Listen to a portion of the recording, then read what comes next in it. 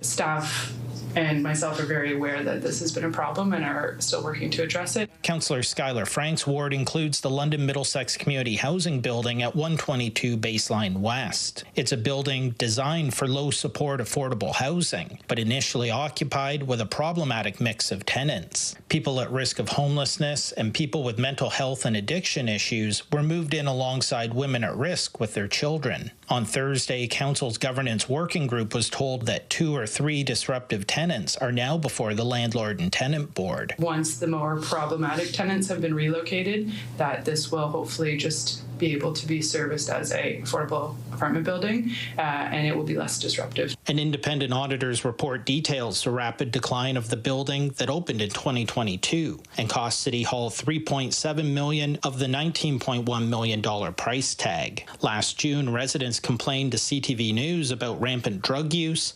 violence, insects, and graffiti. A month later, a 48-year-old tenant died after being found critically injured outside the building. 4 people were charged in relation to his death. There are people in that building who are very high acuity and need highly supportive housing, and that apartment building is entirely meant to be low acuity, affordable housing. How can there be more transparency to council and the public? Councillor Susan Stevenson wants to know more about how the decision was made to alter the tenant mix after the building was designed, including the role of the Housing Development Corporation, whose board of directors was disbanded around the time that the project was in development. They began HDC in 2015, and in 2020 they started to dissolve it. It's still not dissolved. It still owns property.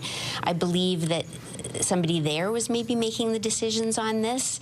And again, where is the oversight and the transparency when it comes to public safety issues? But Frank points to a second affordable housing project in the area that opened last summer as evidence that the problems at 122 Baseline West are not being repeated. Staff have already learned from the mistake, and we saw with 345 Sylvan, they took a very different process for how they picked tenants. City staff will report to council this fall about changes made to address the problems highlighted in the audit.